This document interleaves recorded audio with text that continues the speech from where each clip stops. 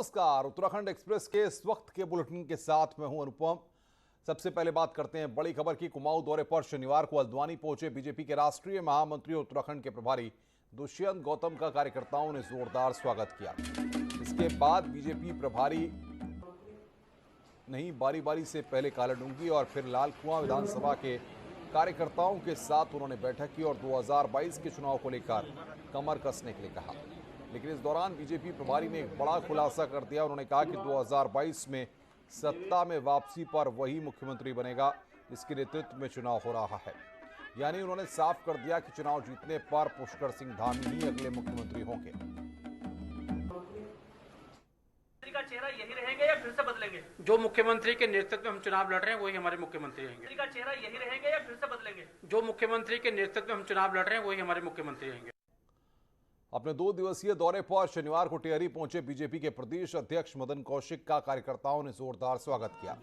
प्रदेश अध्यक्ष ने कार्यकर्ताओं की बैठक ली। नई टिहरी के विकास भवन सभागार में कार्यकर्ताओं का संवाद कार्यक्रम हुआ और आगामी चुनाव को लेकर रणनीति पर मंथन किया गया। मदन कौशिक ने कांग्रेस पर निशाना साधते हुए कहा, 4.5 साल तक कांग्रेस नेतृत्व की लड़ाई लड़ते रहे और विपक्ष की भूमिका से नदारद रहे। अब चिंतन बैठक करने से कुछ नहीं होगा। जनता के बीच कांग्रेस अपना विश्वास खो चुकी है। 1235 बूथ का वेरिफिकेशन का काम भी 15 तारीख से शुरू हो जाएगा। कांग्रेस का जहां तक सवाल है, 4.5 साल लगातार केवल लड़ाई और लड़ाई नेतृत्व की करते हुए जनता के बीच में कोई भूमिका उनकी नहीं रही। विपक्ष की भूमिका से नदारद रहे, ना हाउस में ना हाउस के बाहर। आज चिंतन बैठक करने से कुछ नहीं होगा। जनता का विश्वास उनके प्रति बिल्कुल नहीं है। वहीं बीजेपी के प्रदेश अध्यक्ष मदन कौशिक के टिहरी दौरे का आज दूसरा दिन है। आज मदन कौशिक जाखड़ीदार, घनसाली, मलिथा में बैठक करेंगे और आगामी चुनाव को लेकर रणनीति पर चर्चा करेंगे। और बातचीत करने के लिए सौरभ सिंह हमारे संवाददाता टिहरी से हमारे साथ फोन लाइन पर जुड़ रहे हैं।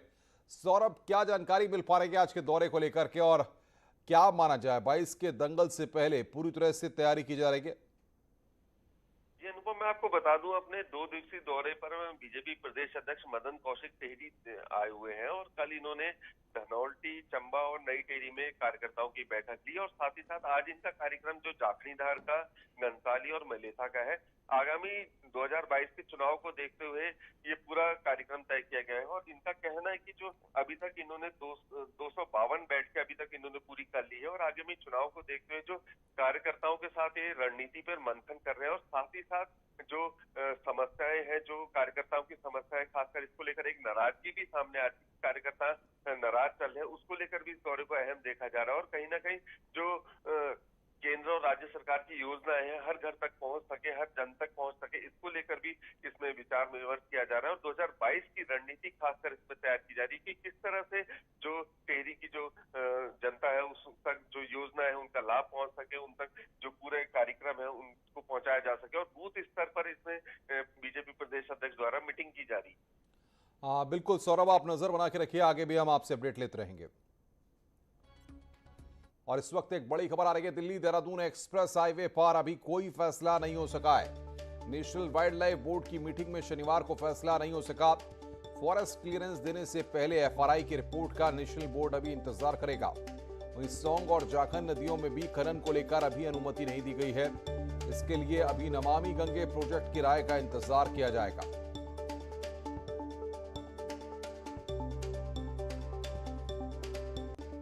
आगे बढ़ते हैं। कोरोना के खिलाफ जंग में अब उत्तराखंड सरकार ने बड़ा फैसला लेते हुए मेगा वैक्सीनेशन कैंप की शुरुआत की है। शनिवार को मेगा वैक्सीनेशन कैंप में रिकॉर्ड वैक्सीनेशन हुआ। शनिवार को कुल 1,75,000 लोगों को वैक्सीन लगाई गई। आपको बता दें कि सीएम पुष्कर धामी ने मेगा वैक्सीनेशन कैंप की शुरुआत की थी। इसमें 1.5 लाख लोगों को वैक्सीन लगाने का लक्ष्य रखा गया था, लेकिन लक्ष्य से ज्यादा लोगों को वैक्सीन लगाई गई।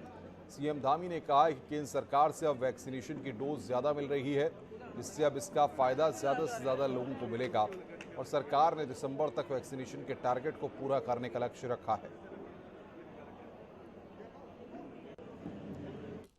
कांग्रेस के प्रदेश कार्यकारी अध्यक्ष बनने के बाद भुवन कापड़ी पहली बार खटीमा पहुंचे, जहां कार्यकर्ताओं ने कापड़ी का जोरदार स्वागत किया। इस दौरान नेता प्रतिपक्ष प्रीतम सिंह भी मौजूद रहे और 2022 विधानसभा चुनाव में जीत की बात कही। माननीय प्रीतम सिंह जी का नौजवान जनता का हमेशा स्नेह मिला, हमेशा प्यार मिला। आज भी युवाओं में, महिलाओं में, बुजुर्गों में मेरे लिए प्यार है। मैं उसके लिए दिल की गहराइयों से उनका धन्यवाद करना चाहता हूँ। और आने वाले 22 में ये लोग वोट के रूप में मुझे जो है और मदद करेंगे। और जिस तरीके से खटीमा के लोगों में, कांग्रेस के साथियों में उत्साह देखा गया, मैं कह सकता हूं कि 2022 में कांग्रेस की वापसी उत्तराखंड राज्य के अंदर होने जा रही है। पर्यटन मंत्री सतपाल महाराज ने दिल्ली में केंद्रीय राज्य मंत्री अजय भट्ट से मुलाकात की। इस दौरान महाराज ने राज्य में पर्यटन गतिविधियों को बढ़ावा देने के साथ साथ महाभारत और रामायण सर्किट के विकास को लेकर चर्चा की है। उन्होंने राज्य में पर्यटन को विकसित करने के लिए कुछ चुनिंदा पर्यटक स्थलों पर साउंड और लाइट के प्रस्ताव भी केंद्रीय राज्य मंत्री अजय भट्ट को दिए हैं। महाराज ने उत्तराखंड में असम राइफल्स की भर्ती शुरू करने का प्रस्ताव भी दिया है।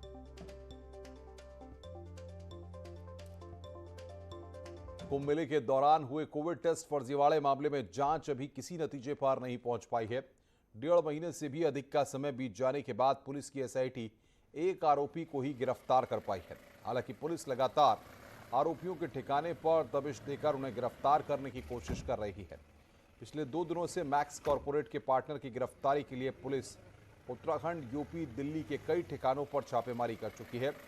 एसएसपी सेंथिल अबुदाई कृष्णराज एस का कहना है कि एसआईटी की जांच का दायरा काफी बड़ा है, सभी पहलुओं पर विचार करके कार्रवाई की जा रही है।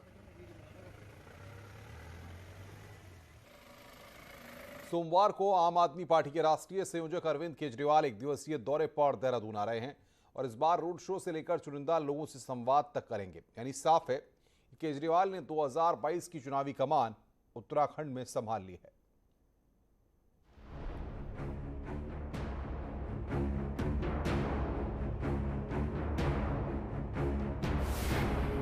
जुलाई महीने में अरविंद केजरीवाल देहरादून आए और 3 वादा प्रदेश की जनता से कर गए। अब ठीक 1 महीने बाद 9 अगस्त को फिर देहरादून आकर रोड शो करने जा रहे हैं। केजरीवाल के दौरे से जहां पार्टी कार्यकर्ता उत्साह में हैं, वहीं इस बार केजरीवाल रोजगार और पलायन जैसे मुद्दों को लेकर कोई वादा कर सकते हैं। आप प्रभारी ने बताया कि अरविंद केजरीवाल हर महीने उत्तराखंड आएंगे और हर मुद्दे पर बात करेंगे। हमारे दिल्ली के काम हैं, उनकी जब हम बात करते हैं लोगों के बीच में जाके, तो लोगों को ये भरोसा है कि आम आदमी पार्टी जो कहती है वो करती है।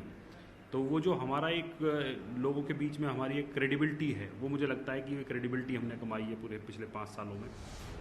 वहीं राजनीतिक जानकार मानते हैं कि आम आदमी पार्टी के पास उत्तराखंड में खोने के लिए कुछ नहीं है, इसलिए वो यहां आकर अपने लिए संभावना तलाश रही है।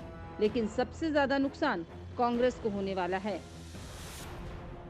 देखिए, केजरीवाल जी के लिए यहाँ खोने के लिए कुछ भी नहीं है। एक एक्सपेरिमेंट पहले कर चुके हैं और केजरीवाल जी का एकमात्र लक्ष्य मुझे लगता है उनका यह है कि 2-4-5% वोट यहाँ उनको उत्तराखंड में मिल जाए, तो जो नेशनल पार्टी के लिए वो जो सोच रहे हैं अपनी पार्टी को दर्ज देने, वो उनको मिल जाएगा। लगता है कि यार ये तो अगर आम आदमी पार्टी भी आ रही है, हरीश रावत जी अपनी पूरी ताकत लगाएंगे, छोटा मोटा फुटकर ये क्रांतिकारी दल भी कुछ अपना उत्तराखंडी कुछ भी ये भी कुछ करेंगे, तो डिवीजन ऑफ वोट जो है वो बीजेपी को फायदा पहुंचा सकता है।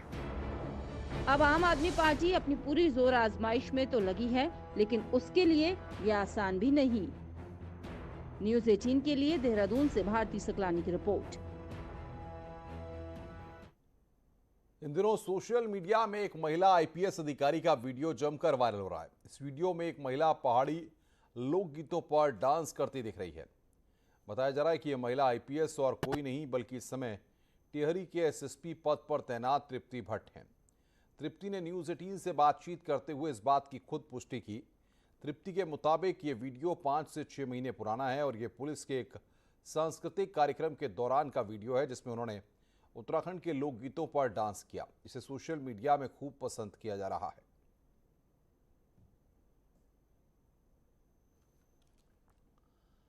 देहरादून से खबर है, तीलू रौतेली पुरस्कार आज वितरित किए जाएंगे। 22 महिलाओं को मिलेगा यह पुरस्कार।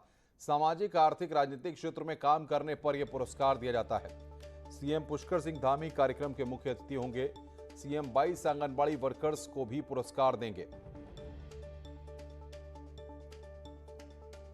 तो तीलू रौतेली पुरस्कार यहां पर दिया जाएगा। देहरादून से बड़ी खबर, राजनीतिक क्षेत्र के लोगों को भी ये पुरस्कार मिलते हैं। सीएम पुष्कर सिंह धामी मुख्य अतिथि होंगे इस कार्यक्रम के। 22 आंगनबाड़ी वर्कर्स को पुरस्कार दिया जाएगा।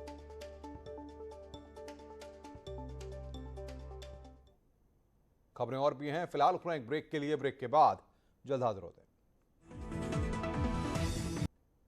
टोक्यो ओलंपिक में नीरज चोपड़ा ने इतिहास रचा और भारत की झोली में गोल्ड मेडल दिलाया है। उनका सर्वश्रेष्ठ थ्रो 87.58 मीटर का रहा। ये भारतीय ओलंपिक इतिहास में 100 साल में एथलेटिक्स में पहला मेडल है। इसके साथ ही वो ओलंपिक में इंडिविजुअल स्मार्ट में गोल्ड जीतने वाले शूटर अभिनव बिंद्रा के बाद दूसरे एथलीट भी बन गए हैं। ये भारत का टोक्यो में 7वां मेडल भी है। इसके साथ ही भारत ने अपने लंदन ओलंपिक 2012 के बेस्ट प्रदर्शन 6 मेडल को पीछे छोड़ दिया है। नीरज ने पहला थ्रो 87.03 मीटर भाला फेंका, जबकि दूसरे प्रयास में 87.58 मीटर रहा है। नीरज चोपड़ा की जीत के बाद देश भर में जश्न का माहौल है।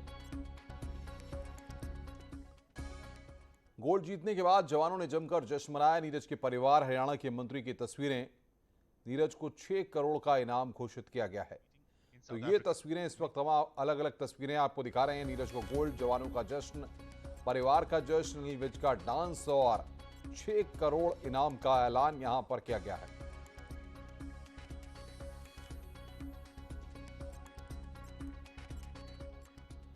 वहीं नीरज चोपड़ा के स्वर्ण पदक जीतने पर उत्तराखंड सीएम पुष्कर धामी ने भी बधाई दी। उन्होंने कहा कि पहली बार एथलेटिक्स में स्वर्ण पदक जीत दिलाया है। सीएम ने कहा कि एक सैनिक पुत्र होने के नाते मैं आज बहुत भावुक हूं और उत्तराखंड की 1.25 करोड़ जनता की ओर से उन्हें बधाई देता हूं। भारत के इतिहास में एथलेटिक्स में प्रथम पदक दिलाने वाले भारतीय सेना में सूबेदार नीरज चोपड़ा जी को मैं उत्तराखंड की 1.25 करोड़ जनता की ओर से हार्दिक बधाई देता हूं। एक सैनिक पुत्र होने के नाते मैं आज अत्यंत भावुक हूं। उनका भाला फेंक प्रतियोगिता में स्वर्ण पदक जीतना जहां उनकी जी तोड़ मेहनत का नतीजा है, वहीं सैन्य अनुशासन का भी परिणाम है। नीरज जी के परिवार को भी मेरी ओर से ढेरों बधाइयाँ। नीरज चोपड़ा के ओलंपिक में स्वर्ण पदक जीतने पर विधानसभा अध्यक्ष प्रेमचंद अग्रवाल ने अपने आवास एवं खेल प्रशंसकों के बीच परिजनों के बीच जाकर मिठाई बांटकर जश्न मनाया। इस अवसर पर विधानसभा अध्यक्ष ने कहा कि वो स्वयं भी एक खिलाड़ी रहे हैं।